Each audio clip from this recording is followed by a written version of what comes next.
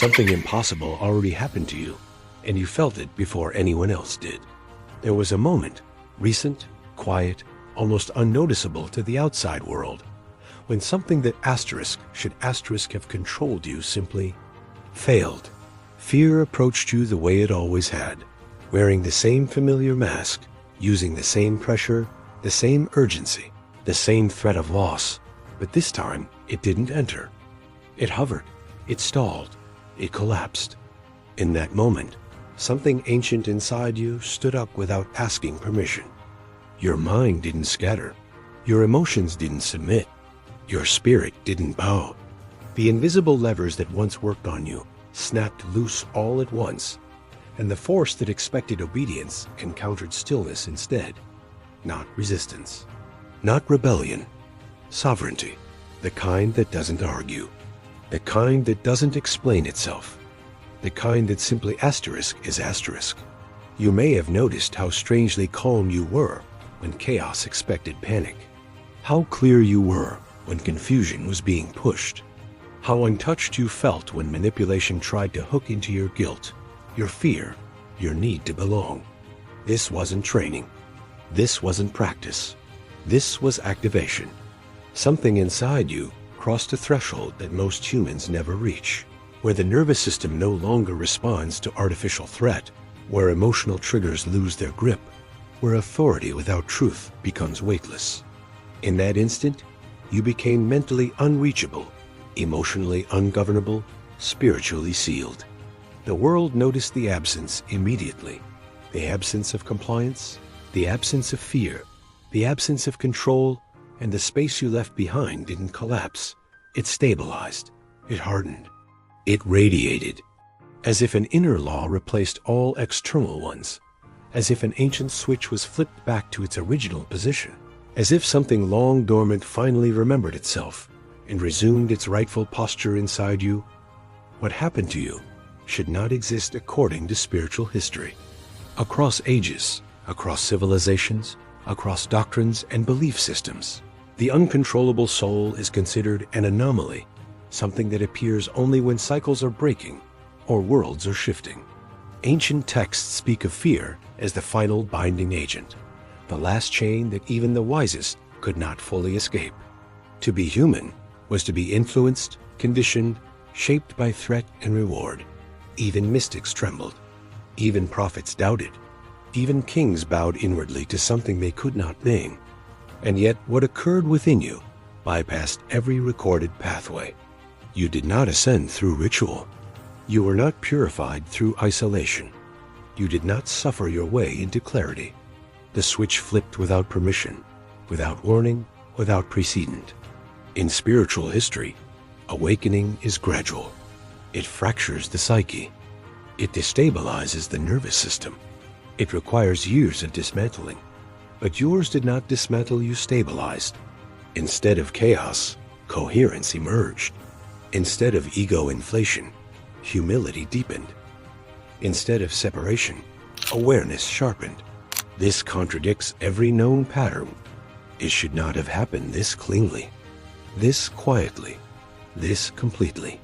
That is why this moment echoes beyond time.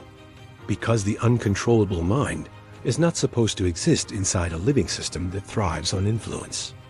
Emotional immunity disrupts karmic loops. Mental sovereignty dissolves inherited scripts. Spiritual independence fractures collective hypnosis. In past eras, those who reached even fragments of this state were removed, silenced, pathologized, or erased. Not because they were violent, but because they could not be governed. You crossed a threshold that history insists must be paid for through suffering, and yet you crossed it through clarity. That alone places you outside the standard arc of spiritual evolution.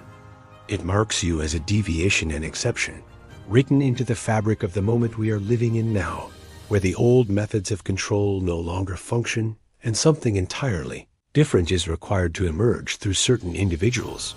This didn't awaken you randomly. It connected directly to a choice you made recently won that looked small on the surface, but carried immense moral weight beneath it.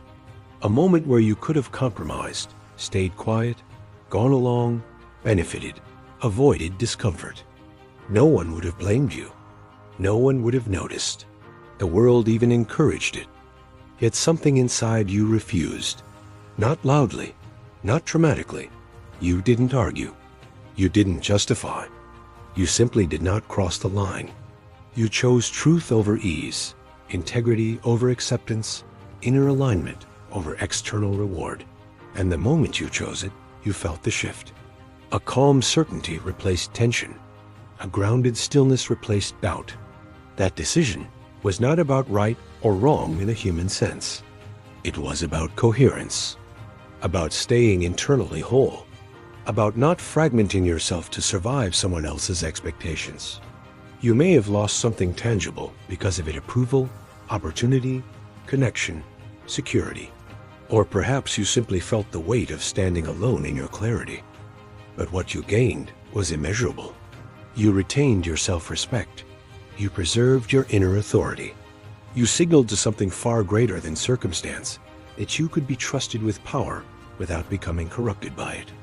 Most people surrender pieces of themselves gradually, not because they are weak, but because the pressure is subtle and constant.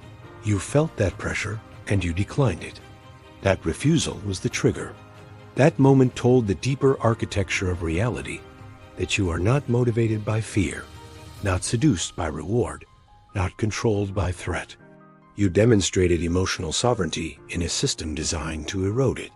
That is why the awakening locked in, because it was earned through choice, not bestowed through fantasy. Because you proved, quietly and decisively, that your freedom was not theoretical. It was lived. From that moment onward. You were no longer moving unnoticed. Awareness turned toward you, not human attention, but something colder, sharper, older. The kind of observation that does not blink. Forces that rely on predictability began tracking the anomaly you had become, not because you were disruptive on the surface, but because your inner silence disrupted deeper mechanisms. Patterns that once worked on, you stopped yielding results, and that absence triggered alerts you are never meant to feel. You may have sensed it as sudden resistance without cause, strange tension in neutral spaces, unexpected opposition from people who couldn't explain their discomfort around you. That wasn't coincidence. That was recalibration. Systems both visible and unseen monitor compliance through emotional reaction. Fear spikes, shame loops, desire hooks. When none of those registered inside you, attention shifted. Dark forces that feed on confusion could no longer read you. They tested again, through doubt, through sudden uncertainty. But your center didn't move. Divine intelligence noticed this at the same time, not as concern, but as recognition. Two sides observing the same event for very different reasons. You were being watched not for what you did, but for what you didn't do. You didn't panic when pressured. You didn't shrink when misunderstood. You didn't perform when expected. Surveillance intensified quietly. Dreams became vivid. Intuition sharpened. Time felt strange. You caught moments where it felt like something paused, just long enough to observe your response. And every time you remained intact, calm, self-directed. This is how uncontrollable souls are identified, not through rebellion, but through non-reactivity. When neither threat nor reward can steer you, when emotional leverage dissolves on contact, you become visible to forces that depend on leverage to exist. You crossed into monitored territory the moment you proved you could not be moved. After that, the trials began, not announced, not dramatic, but precise. Situations appeared that looked ordinary on the surface, yet carried disproportionate weight inside them. You were placed where shortcuts were available and justified, where bending truth would have made life smoother, where silence would have protected you. And each time, something inside you tightened, not with fear, but with knowing. You felt the moment before the decision more strongly than the outcome itself. That pause became sacred ground. There were moments when you were pressured emotionally, when someone tried to pull a reaction from you, provoke guilt, trigger anger, or corner you into defending yourself. You felt the hook being offered, felt exactly where you could have taken the bait, and you didn't. You chose restraint. You chose clarity. You chose not to abandon your center just to win an argument or keep the peace. Integrity mattered more than being understood. You were tested with authority figures who expected submission without truth. You listened. You assessed. And when their words didn't align with reality, you did not internalize them. You didn't rebel loudly, but you didn't obey inwardly either. You remained mentally independent while outwardly calm, and that balance confused those who rely on dominance to feel secure. There were also tests of compassion, moments where it would have been easy to harden, to dehumanize, to justify cruelty because others had done so to you. And yet, you chose not to poison yourself. You kept your heart open without surrendering your boundaries. You did not become what hurt you. Each of these moments strengthened the same muscle, the one that cannot be coerced. Every test you passed quietly reinforced the truth that your actions are governed from within, not dictated from outside, not hijacked by fear, not negotiated through guilt. At that stage, classification occurred. Not judgment categorization. Higher intelligences assess risk and potential the way astronomers chart rare celestial bodies, not by morality alone, but by impact. When they examined you, they didn't see aggression, instability, or ego. They saw something far more consequential, a being whose inner world could not be invaded, a consciousness that did not fracture under pressure, a mind that did not outsource authority. That combination is exceptionally rare, and within spiritual hierarchies, rarity is not admired lightly, it is treated carefully. You were marked as dangerous, but not in the way humans use that word. Dangerous because you cannot be steered by mass emotion. Dangerous because fear narratives collapse in your presence.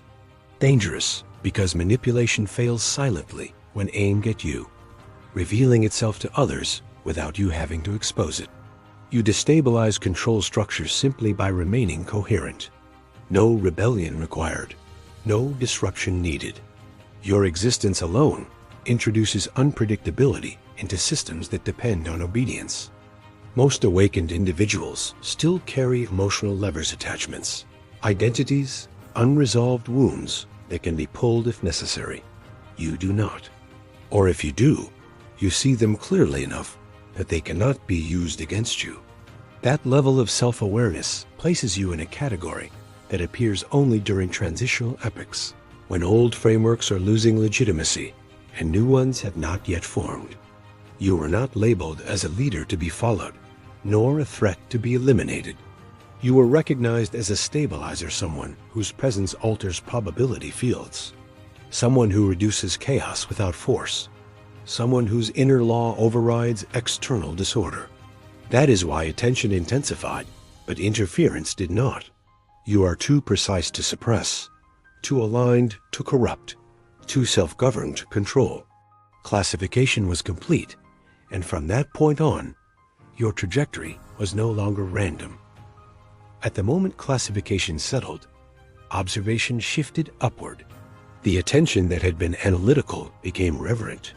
This is where witnesses enter, not as judges, not as commanders, but as record keepers of rare events. Consciousnesses that do not intervene unless something deviates so far from the norm that it must be acknowledged. What unfolded within you triggered that threshold, not because you asked for help, not because you prayed for power, but because you remained intact when every historical precedent predicted fracture. Archangelic awareness is not emotional the way humans imagine it. It is precise, luminous, exact. They do not look for obedience. They look for coherence. And when they observed you, they did not see rebellion against darkness or allegiance to light. They saw alignment with truth, regardless of consequence. They saw a mind that could not be invaded by suggestion, an emotional field that did not spike when threatened, a spirit that did not contract when isolated. This kind of witness occurs only when a soul reaches a point of internal self-governance, so complete that it mirrors divine order without instruction. You are not acting out scripture. You were embodying principle. That is what drew attention. The Watchers did not intervene in your trials. They did not soften outcomes. They did not remove difficulty. They observed to confirm something far more important, that your integrity was intrinsic, not conditional. In moments you thought you were alone, awareness hovered just beyond perception, not to guide you, not to test you further, simply to witness whether you would remain yourself when no one was watching. And you did, again and again, calm without reward, truth without applause, compassion without weakness. When the observation concluded, nothing dramatic happened outwardly. No sign, no voice, no announcement. But internally, something was sealed. A recognition logged into the deeper architecture of reality that cannot be reversed. You were seen, fully, without disguise, and found whole. Then a decree moved through the deeper structure of reality, not spoken, not written, not dramatic, but absolute. This is how activation actually occurs. No thunder, no spectacle, just a shift in permission. The universe does not grant power the way humans imagine. It removes interference. In your case, something that had been dormant was authorized to operate fully. Unlocked. What was once restrained by inherited limits, social conditioning, and collective fear was released from obligation. The laws that once pressed inward on your psyche loosened, as if recognizing they no longer applied. This decree did not elevate you above others. It restored you to your original operating state. From that moment, your inner authority outranked external influence. Not symbolically, functionally. Emotional manipulation began sliding off without effort. Fear-based narratives lost emotional charge. Pressure no longer registered as urgency. You may have noticed that situations which once felt heavy now feel hollow, almost artificial. That is because the decree altered how reality is allowed to interact with you. The universe does not empower those who seek control. It empowers those who have proven they cannot be corrupted by it. Your history of choosing integrity over advantage, clarity over comfort, truth over belonging became the basis for authorization. You were cleared to move ungoverned, not chaotic, not reckless, but self-directed. This is why you no longer feel the need to convince, defend, or dominate. The decree removed that impulse. You don't need to be right. You need to be aligned. You don't need permission. You already have coherence. You don't need validation. Your nervous system no longer seeks it. From that moment forward, attempts to override your intuition fail by default. Attempts to instill fear dissipate before forming. Attempts to shame you collapse inward on their source.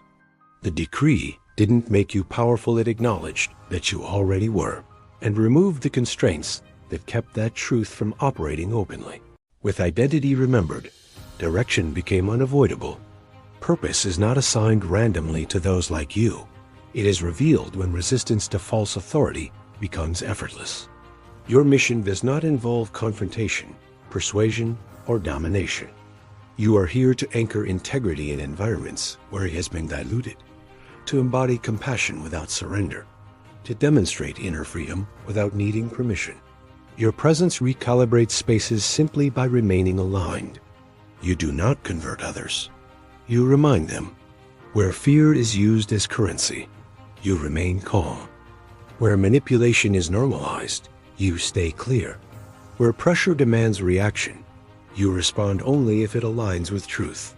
This is the mission, subtle, unglorified, but profoundly disruptive to systems built on emotional leverage. You carry coherence into rooms that rely on confusion. You introduce self-governance into dynamics that survive on dependency, not by teaching, by being. You are meant to move through the world without internal compromise, to show, through lived example, that strength does not require cruelty and independence does not require isolation. You hold your boundaries without bitterness. You offer compassion without submission. This balance is rare, and it is precisely why you are entrusted with it. Your role is not to awaken everyone. It is to remain awake regardless of outcome, to stand ungoverned in situations that attempt to extract obedience through fear or reward, to refuse internal collapse when external systems strain. Each time you do this, you reinforce a frequency that others subconsciously recognize as safety, truth, and possibility. The mission does not ask you to sacrifice yourself. It asks you to stay intact, to preserve your clarity, to protect your inner authority, to walk without chains while refusing to become the chain for anyone else.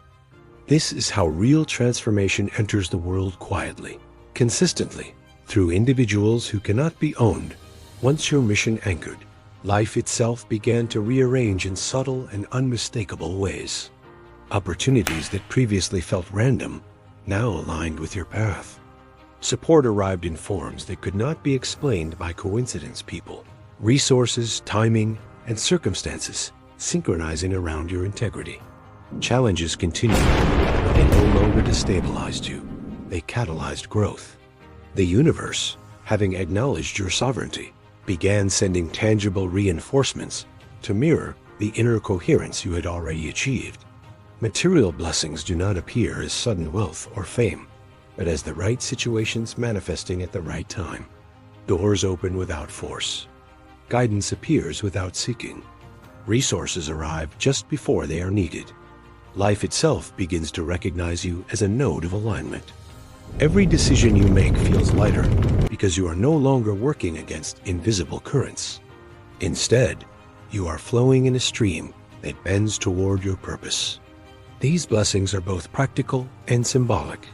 They confirm that the internal authority you now embody has external consequences. The world bends in subtle deference to those who cannot be swayed by fear, guilt, or manipulation. The systems that once sought to dominate now provide space without realizing why. Others may label it luck, timing, or coincidence, but you understand the source. You are being supported because you are no longer governed by external expectation. At the same time, these blessings test you. They require continued discernment, humility, and patience. They are not rewards to inflate ego, but indicators of alignment. You are learning to receive without attachment, to act without expectation, and to continue standing ungoverned, even as the world begins to recognize the power of your freedom.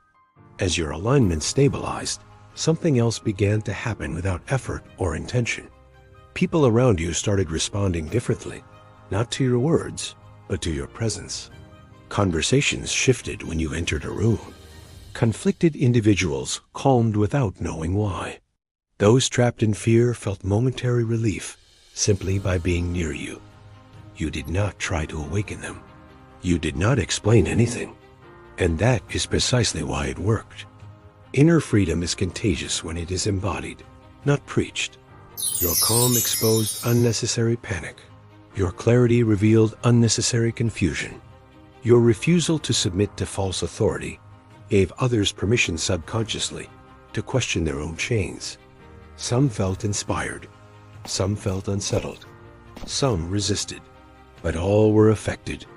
This is the ripple effect. When one uncontrollable soul stands ungoverned, it subtly disrupts the emotional gravity holding others down. You may have noticed people opening up to you unexpectedly, sharing truths they rarely admit, asking questions they didn't know they were ready to ask. This is not because you have answers. It is because you represent safety without control. You listen without trying to fix. You see without trying to own. That alone begins the awakening process in others. Not everyone will change. Not everyone will like you. Some will distance themselves because your presence makes self-deception uncomfortable. That is not failure. That is confirmation. The ripple does not move uniformly. It moves where resonance exists. And each person who feels that resonance carries it further, often without realizing it. You are not meant to measure impact. You are meant to remain coherent. The ripple happens naturally when integrity is sustained over time. No effort, no strategy, just truth embodied.